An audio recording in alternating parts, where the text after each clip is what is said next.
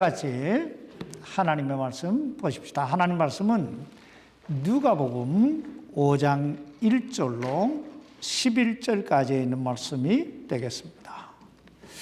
이 시간 하나님 말씀은 누가복음 5장 1절로 11절까지 있는 말씀이 되겠습니다.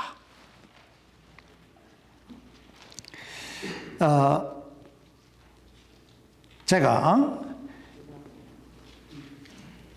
누가복음 5장 1절 말씀만 봉독해 드리겠습니다. 사람들이 그분께 몰려와 하나님의 말씀을 들으려 할 때에 그분께서는 게네사렛 호숫가에 서서 기도하십시다. 살아계신 아버지 하나님, 요즘 저희들이 참 예수님께서 이 땅에서 행하셨던 그 기적들을 공부하고 있는데, 아버지 하나님, 이 기적들이 우리 삶 속에서 나타나고 이루어지는 귀한 역사들이 있게 해 주옵소서.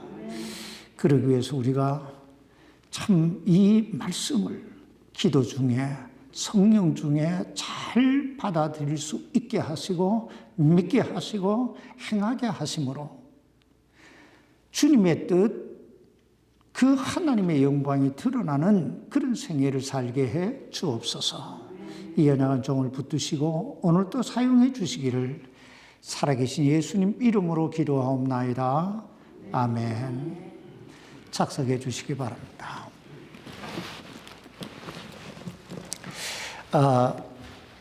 오늘 본문 말씀은 예수님께서 이 땅에서 행하셨던 세 번째 기적입니다.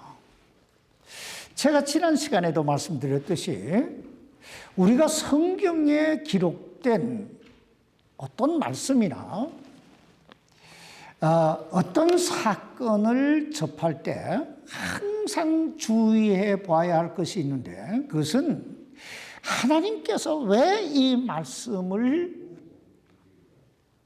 하셨을까? 하나님께서 왜 이 말씀을 내게 주셨을까? 그리고 예수님께서 왜 이 기적, 이 일을 행하셨을까 하는 그 말씀하신 목적과 그 기적을 행하신 목적을 발견해 가야 한다는 것입니다. 왜냐하면 그 목적을 알아야 그 말씀을, 그 사건을 올바로 이해할 수가 있고, 또 올바로 이해해야 올바로 믿을 수 있고, 올바로 믿어야 구원의 역사, 삶의 변화의 역사를 경험할 수 있기 때문입니다. 그렇다면 오늘 주님께서 이 세 번째 기적을 행하신 목적은 무엇일까요?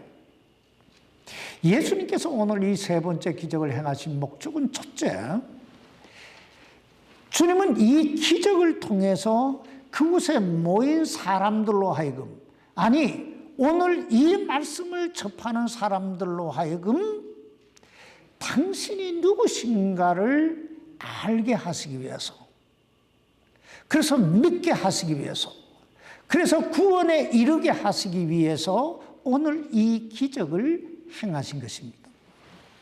오늘 이 사건은 예수님께서 당신이 이 땅에 오신 목적, 여러분, 예수님이 이 땅에 오신 목적이 뭐예요? 예수님이 이 땅에 오신 목적은 인류를 그 죄와 사망에서 구원하시기 위해 이 땅에 오신 줄 믿습니다. 바로 이 목적을 이루시기 위해 공생의 사역을 시작하신 그 초기에 일어났던 일입니다.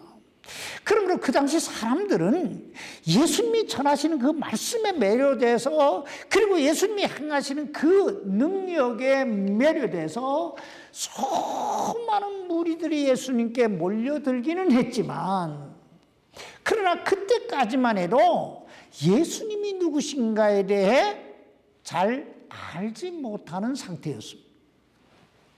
그러므로 예수님은 이 기적을 행하심으로 당신이 누구신가를 나타내시기를, 사람들로 하여금 당신이 누구신가를 알게 하시기를, 그래서 똑바로 믿게 하시기를 원하셨던 거예요. 그러므로 이제 우리도 이 말씀을 좀 더 잘 이해하기 위해서 여러분 머릿속에 하나의 어떤 그림, 이 장면, 이 사건이 일어났던 어떤 장면을 한번 그리면서, 머릿속에 그림을 그리면서 한번 이 말씀을 살펴보십시다. 오늘 본 말씀은 이렇게 시작되고 있습니다. 누가복음 5장 1절입니다. 사람들이 그분께 몰려와 하나님의 말씀을 들으려 할 때에 그분께서는 게네사렛 호숫가에 서서, 여기 게네사렛 호숫가는 갈릴리 바다를 가리키는 말이에요. 자, 그러니까 이때가 오전 몇 시쯤 되었는지는 알 수 없지만 사람들이 하나님의 말씀을 듣기 위해 이른 아침부터 예수님 주변에 몰려들기 시작했다는 것입니다. 또 그 사람들의 수가, 그 모인 사람들의 수가 얼마나 되었는지는 정확하게 알 수 없지만 몰려왔다 하는 말씀에 비춰볼 때 아마 굉장히 많은 사람들이 모였던 것이 분명합니다. 여러분, 이렇게 사람들이 이 들판에 이 사람들이 많이 모였을 때, 수많은 사람들이 모였을 때 이 사람들로 하여금 하나님의 말씀을 잘 듣고 잘 이해하게 하기 위해서는 가장 좋은 방법이 뭘까요? 하나님의 말씀을 잘 듣게 하기 위해서는 우선 이 하나님의 말씀을 전하시는 예수님의 음성이 저들에게 잘 들려져야 돼요. 그래서 예수님은 어디에서 말씀을 전해야 저 사람들이 잘 듣게 할 수 있을까 하고 그 주변을 쭉 이렇게 살펴보십니다. 바로 그때 마침 호숫가에 정착되어 있는 배 두 배가 보입니다. 여기 2절 말씀 보시기 바랍니다. 배 두 척이 호숫가에 세워져 있는 것을 보시니라. 그러나 어부들은 배에서 나와 자기들의 그물들을 씻더라. 계속 3절 말씀 보십시다. 그분께서 그 배들 중 하나에 오르셨는데 그것은 시몬의 배더라. 그분께서 그가 못해서 조금 나갈 것을 그에게 청하시고 앉으사 배에서 사람들을 가르치시더니.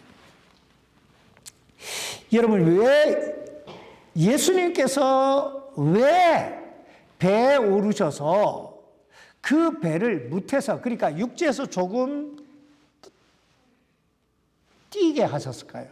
조금 이 바다 쪽으로, 호숫가 쪽으로 뛰게 하신 뒤에 그곳에서 사람들을 가르치셨을까요?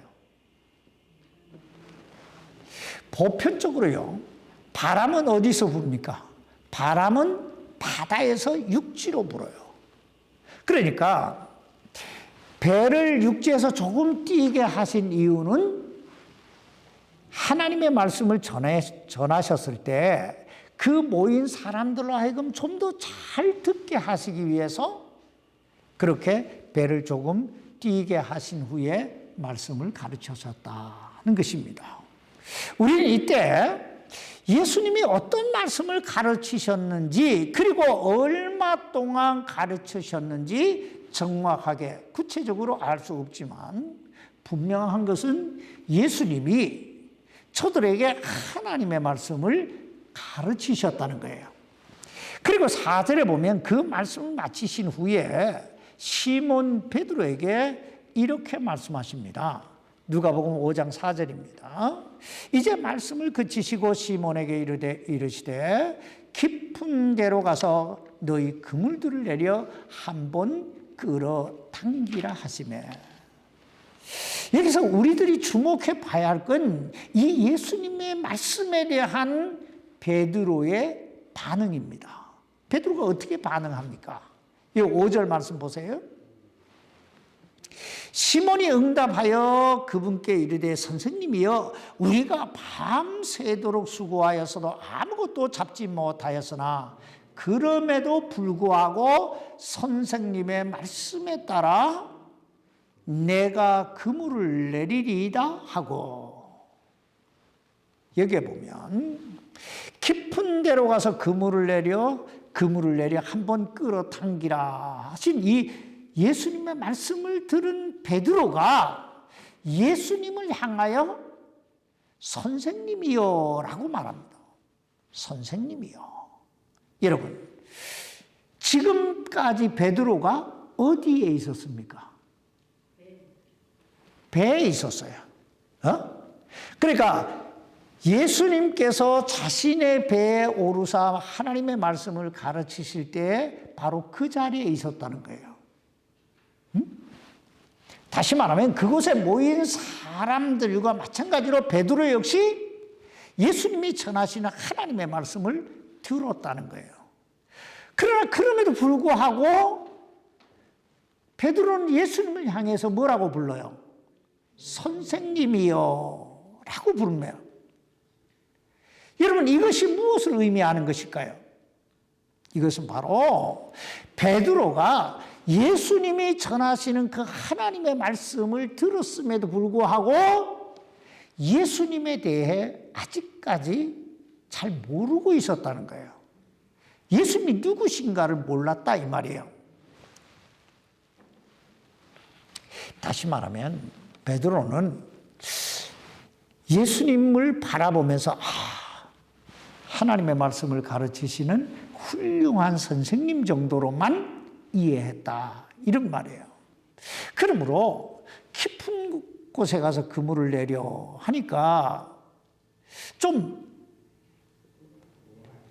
불만 섞인 여기에 퉁명스러운 목소리로 우리가 밤새도록 수고하였어도 아무것도 잡지 못하였다 하는 말을 먼저 해요. 그러나 그저 훌륭한 선생님이 말씀하시니 그 체면 봐서 한번 그물을 내려보겠다 이 말이에요. 근데 그 다음 구절에 보면 놀라운 일이 일어납니다. 6절 말씀 보세요. 그들이 그 일을 행하니 심히 많은 물고기가 잡혀 그들의 그물이 어떻게 해요? 찢어지니라. 계속 7절입니다. 그들이 다른 배에 있던 동료들에게 손짓하여 그들이 와서 자기들을 도와주기를 바라니 그들이 와서 두 배의 채움에 배들이 가라앉으려 하더라. 그러니까 배가 가라앉을 정도로 수많은 고기를 잡았다는 거예요. 그리고 계속 읽어보면 이 믿지 못할 기적적 사건을 본 베드로가 예수님의 무릎 앞에 엎드려 이렇게 말합니다. 8절 말씀 보세요. 시몬 베드로가 그것을 보고 예수님의 무릎 앞에 엎드려 이르되 오 주여 내게서 떠나소서 나는 죄 많은 사람이니이다 하니. 여러분, 조금까지만 해도 베드로가 예수님을 향해서 뭐라고 불렀어요? 선생님이여 라고 불렀어요. 다시 말하면 조금 전까지만 해도 베드로는 예수님을 어떻게 이해했냐? 자기보다는 조금 똑똑하고 자기보다는 조금 더 많이 아는 그런 훌륭한 선생, 훌륭한 사람 정도로만 이해하고 있었다는 거예요. 그러나 이 사건, 바로 이 기적을 접하면서 베드로는 예수님을 향하여 뭐라고 불러요? 오 주여 라고 고백합니다. 오 주여. 후일에 마태복음 16장 15절 이하에 쭉 보면은 예수님께서 가이사라 빌립보에 가셨을 때 제자들에게 이렇게 묻습니다. 사람들이 나를 누구라 하느냐? 예수님을 어떻게 사람들이 이해하고 있느냐 이거예요. 그러자 제자들이 어떤 사람은 침례 요한이라고, 어떤 사람은 선지자라고, 어떤 사람은 엘리야라고 쭉 이야기를 합니다. 그러자 예수님께서 제자들을 향하여 이렇게 물으세요. 너희는 나를 누구라 하느냐? 다른 사람은 어떻게 생각하느냐? 그게 중요한 게 아니고 너희는 나를 누구라고 하느냐? 어떻게 생각하느냐?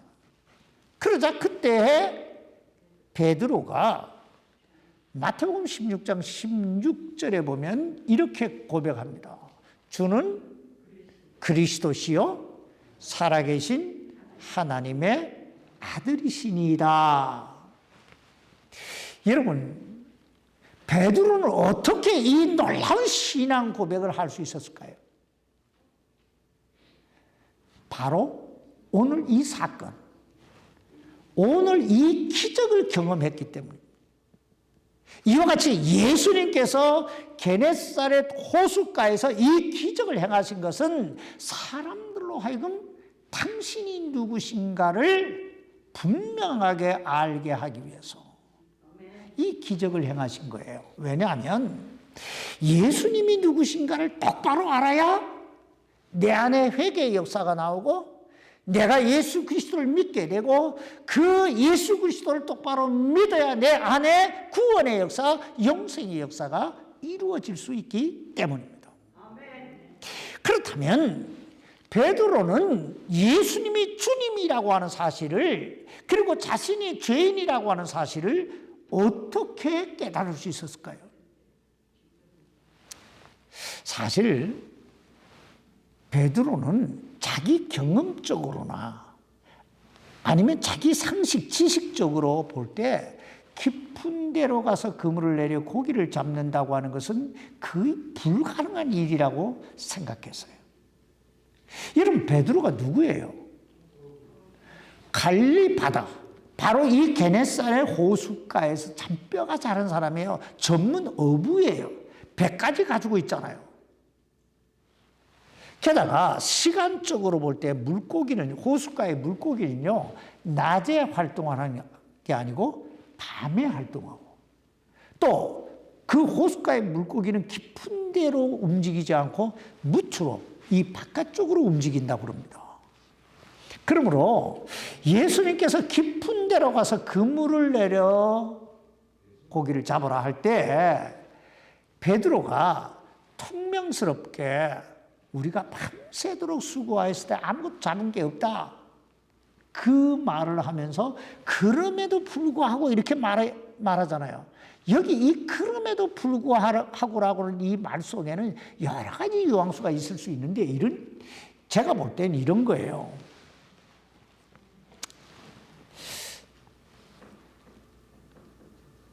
내 생각에는, 내 지식에는 가서 깊은 곳에 가서 그물을 내려 고기를 잡는다고 하는 건 불가능하지만, 그래도 선생님 체면 봐서 깊은 곳에 가서 그물을 내리라고 하는 이 선생님 이 체면 세워주기 위해서 내가 그물을 내리긴 내리겠지만 조금 후에 당신 알게 될 거예요. 이런 심정으로 그물을 내린 거예요.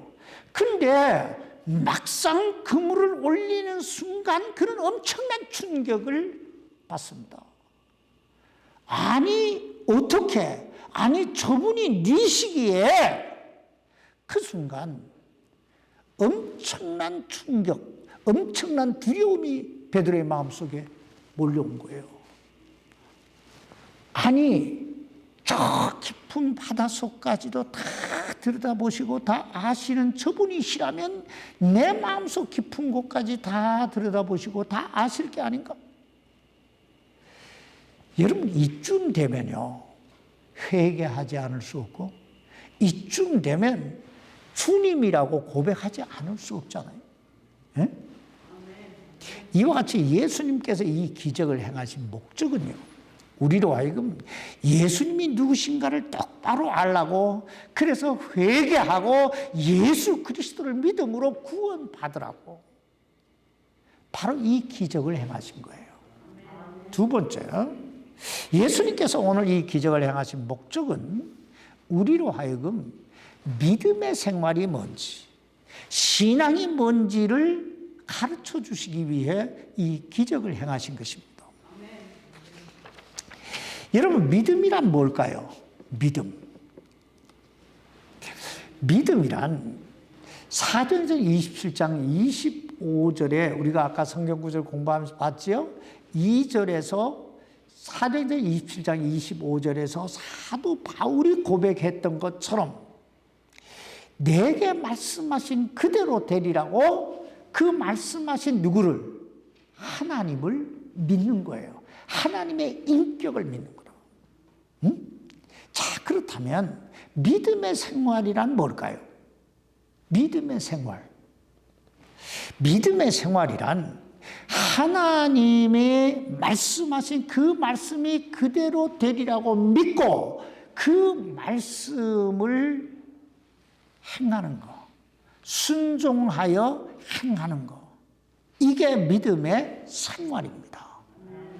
여러분, 갈릴리 가나에서 있었던 그 혼인잔치집에서 있었던 물이 변하여 포도즙이 되는 그 사건이 어떻게 일어납니까?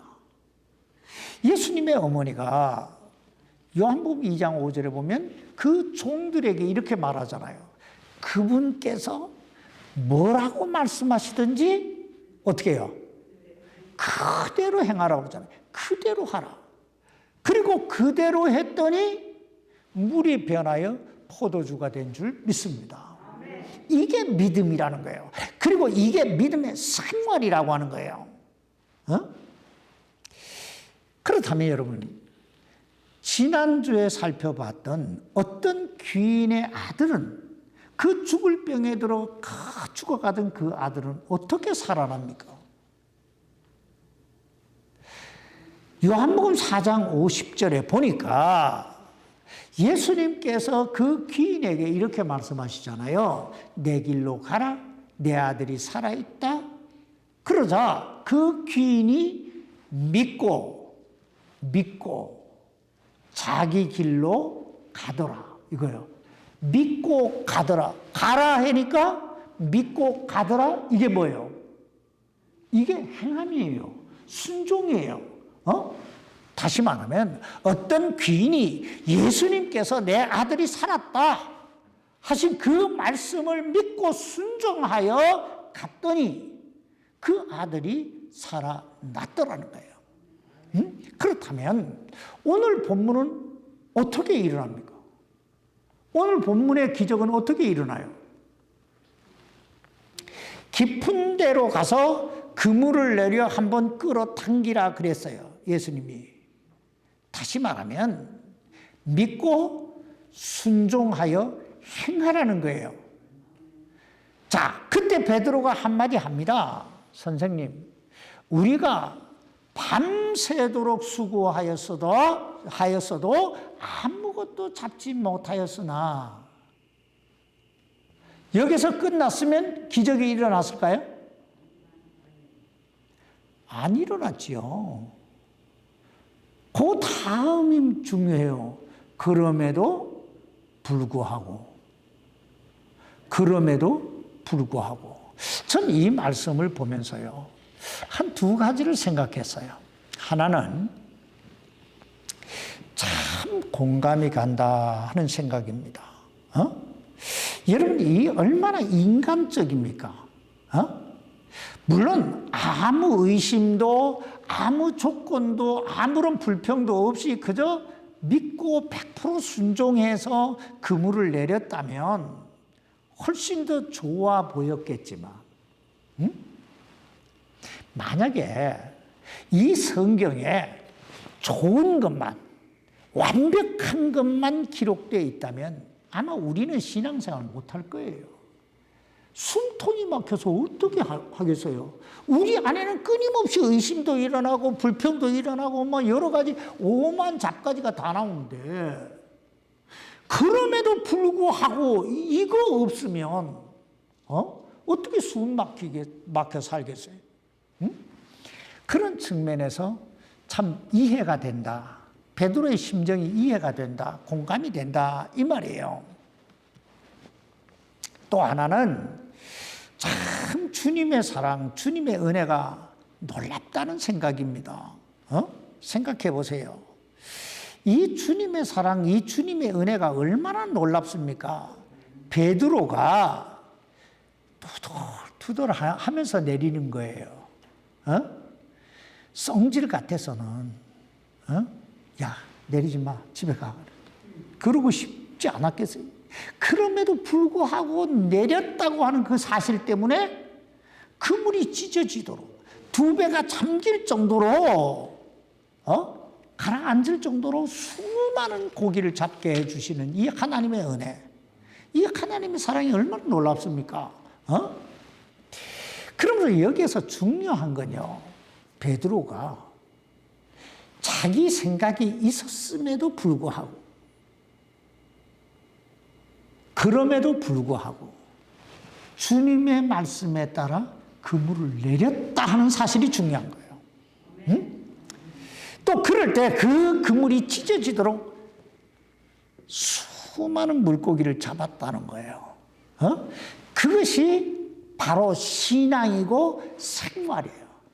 믿음의 생활이다. 아마 우리들 가운데도 베드로처럼 참 밤새도록 수고하여서도 아무것도 얻은 것이 없다 하는 그런 심정으로 살아가시는 분들도 사실 있으실 거예요. 나 딴에는 정말 죽으라고 열심히 살았는데도 불구하고 얻은 것도 남은 것도, 건강은 건강대로 안 좋고, 힘은 힘대로 들고, 나이는 나이대로 먹고, 수고했다 알아주는 사람도 없고, 그래서 교회라도 가서 좀 위로라도 받아봐야 되겠다 하는 심정으로 교회에 왔는데, 교회에 왔더니 또 믿으래, 순종하래, 행하래. 그럼에도 불구하고 사랑하는 성도 여러분, 길은 하나밖에 없어요. 내 속이 부글부글 끓어도 아무것도 잡은 것이 없다 할지라도, 그럼에도 불구하고 우리가 해야 할 건 이 하나님의 말씀을 믿고 행하는 길밖에 다른 길이 없어요. 가장 부글부글 끓어도 내 생각, 내 형편, 내 경험, 다 내 지식 다 있다 할지라도 말씀에 따라서 그물을 또 내리는 거예요. 그럴 때 우리는 때가 되면 보게 될 것이고, 그리고 우리는 경험하게 될 거예요. 베드로가 봤던 것처럼, 베드로가 경험했던 것처럼 그 하나님께서 그물이 찢어지도록, 그리고 두 배가 잠기도록 그 많은 은혜를 주신 그 은혜를 우리 모두가 경험하게 될 줄 믿습니다. 이게 바로 믿음의 생활이에요. 그러면 사랑하는 성도 여러분, 지금까지 살아오면서 수고하였어도 아무것도 없는, 얻은 것이 없다 할지라도 다시 한번 주님 말씀 따라 그물 내리는 거예요. 그물 내리는 거예요. 세 번째, 예수님께서 이 기적을 행하신 목적은요, 우리로 하여금 좀 더 탁월한 삶, 좀 더 가치 있는 삶을 살라고 이 기적을 행하신 것입니다. 사도행전 10장에 보면요, 하루는 베드로가 고넬료라고 하는 백부장의 집에 초대받아가는 장면이 나옵니다.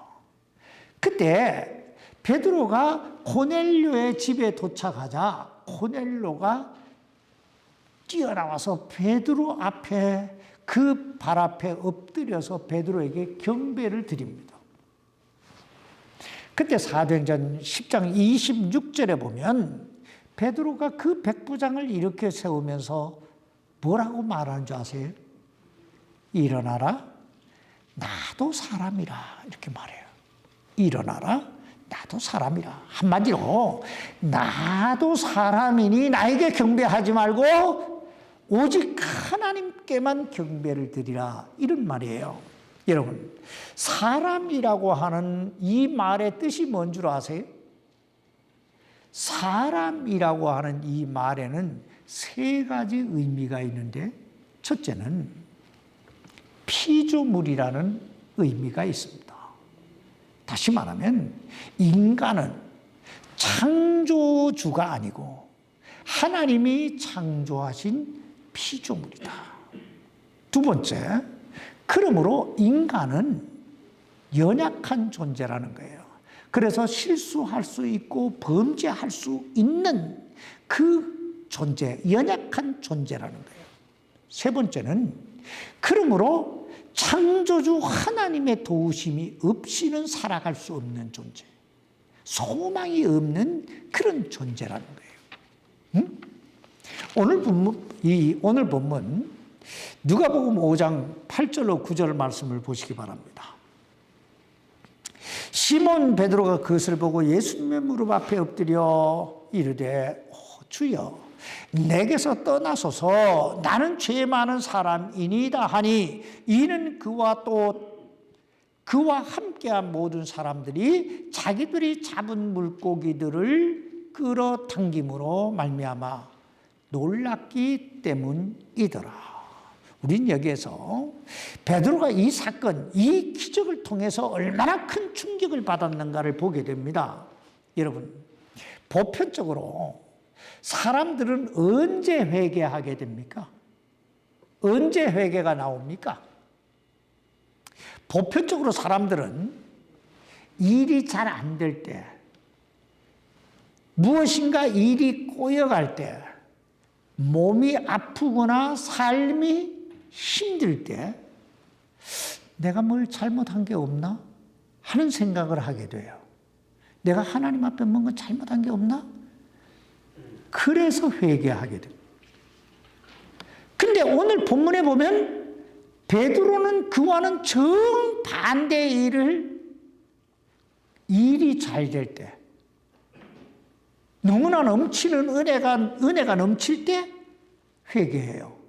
여러분, 물고기 잡는 사람에게, 어부에게 최대의 성공이 뭘까요? 고기 많이 잡는 거예요. 그런 측면에서 지금 베드로는 뭐예요? 성공의 순간을 맞이한 거예요. 성공의 순간. 부자 될 순간에 맞이한 거예요. 배가 가라앉을 정도로, 두 배가 가라앉을 정도로 고기 많이 잡았는데, 세상 말로 대박이 난 거예요. 그런데 베드로의 입에서 나온 말이 뭐예요? 오 주여, 나를 떠나소서. 나는 죄가 많은 사람입니다. 여러분, 이 장면을 우리가 어떻게 이해해야 될까요? 저는 이 말씀 묵상하면서 이것이야말로 진정한 회개구나 하는 생각을 했어요. 여러분 생각해 보세요. 여러분, 회개가 뭐예요? 회개란 먼저 나를 보는 거예요. 나를 보는 거. 내가 누구냐 하는 걸 보는 것이 회개다. 둘째, 주님이 누구신가를 보는 게 회개예요. 그러니까 나를 보고 주님을 볼 때 회개가 나온다는 거예요. 지금 베드로는 이 사건을 통해서 자기를 보고 주님을 본 거예요. 생각해 보세요. 거룩하신, 죄 많은 인간이 거룩하신 하나님 앞에 섰다고 할 때 그 인간의 입에서 나올 수 있는 말이 뭘까요? 나는 죄인입니다 밖에 없어요. 나는 죄인입니다. 이렇듯 회개하는 베드로를 향해서 주님이 이렇게 말씀하십니다. 10절입니다. 세베대의 아들들도 시몬의 동료인 야고보와 요한도 아들들로서 다시 읽읍시다. 세베대의 아들들로서 시몬의 동료인 야고보와 요한도 놀랐더라. 예수님께서 시몬에게 이르시되 두려워하지 말라. 이제부터는 내가 사람들을 낚으리라 하시니. 여러분, 사람들을 낚으리라 하신 이 주님의 말씀의 의미가 뭘까요? 한마디로 이런 거예요. 너는 이제부터 나의 일을 하게 될 거다. 여러분, 주님의 일이 뭐예요? 주님의 일은 죽어가는 영혼을 구원하는 일이에요. 그러니까 주님의 일은 사람을 낚으리라는 말은 다른 영혼을 구원의 길로 인도하는 그 일을 하게 될 것이다. 지금 그 말이에요. 여러분, 이 세상에서요, 가장 탁월하고 가장 가치 있는 일이 있다면 그 일이 뭘까요? 그 일은 영원한 것에 자신의 삶을 투자하는 거예요. 영원한 것. 이 세상에 없어질 것, 썩어질 것, 다 이런 것에 우리 인생이 투자되는 게 아니고 영원히 남을 만한 것. 응? 그렇다면 영원히 남을 만한 게 뭘까요? 영원히 남을 만한 건요, 영원하신 주님과 함께 하나님의 일을 하는 거예요. 하나님의 일을 하는 거예요. 오늘 보면 11절 말씀 보세요. 그들이 자기들의 배들을 무채대고 모든 것을 버린 채 그분을 따르니라.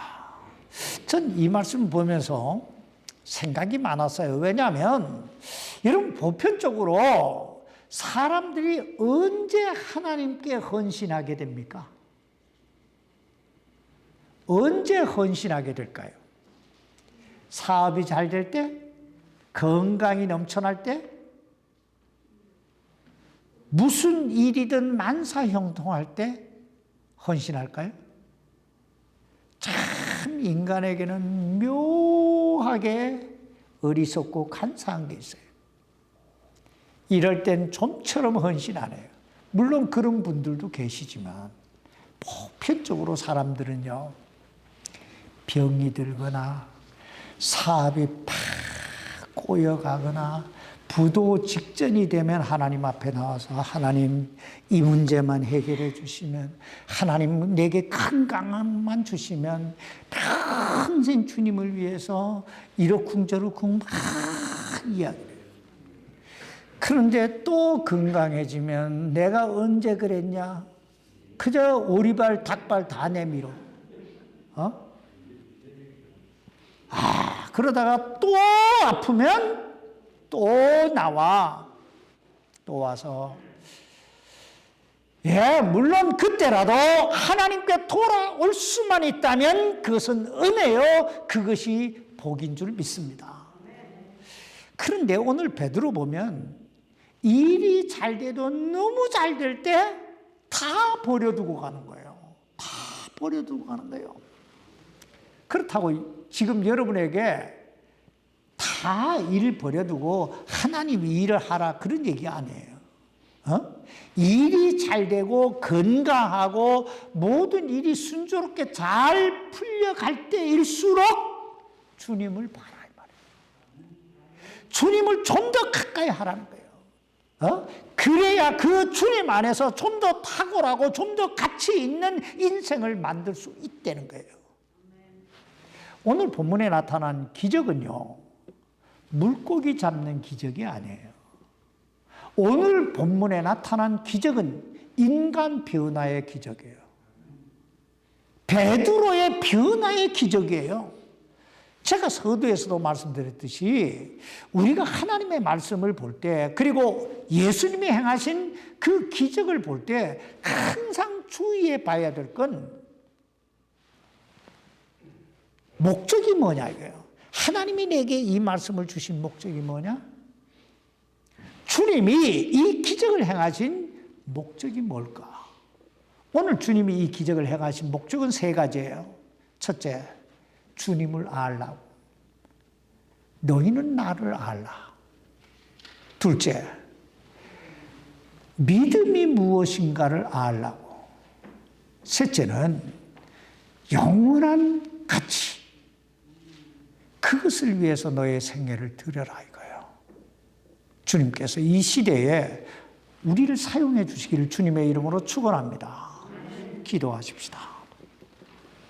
살아계신 아버지 하나님, 우리는 너무나 많은 순간에 참 내가 믿음으로 사는 것 같은 그런 착각 속에 빠져 살 때가 너무나 많습니다. 그저 옆구리에 성경 찬송 끼고 다니고 예배 시간에 찬송하고 그리고 말씀 듣고 기도하고 헌금 드리고 이것이 믿음의 생활인 줄로만 알고 그저 그렇게 살아갈 때가 얼마나 많은지 모릅니다.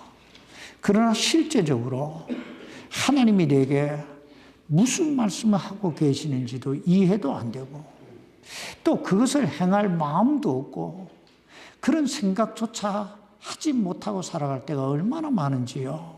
아버지 하나님, 오늘 이 기적을 통해서 베드로를 일깨워 주시고 주님을 주님으로 발견하고 참 영원한 것을 위해 자신의 생애를 드렸던 것처럼 우리도 이 기적을 공부하면서 우리 자신을 볼 수 있게 하시고 주님을 주님으로 볼 수 있게 하시고 정말 말씀을 따라 믿음으로 살아가는 그런 삶을 살게 해 주옵소서. 우리 사랑하는 성도들 주의 권능으로 참 성령의 감동하심으로 깨달아 알고 행하게 해 주시기를 우리 주님의 이름으로 간절히 기도하옵나이다. 아멘.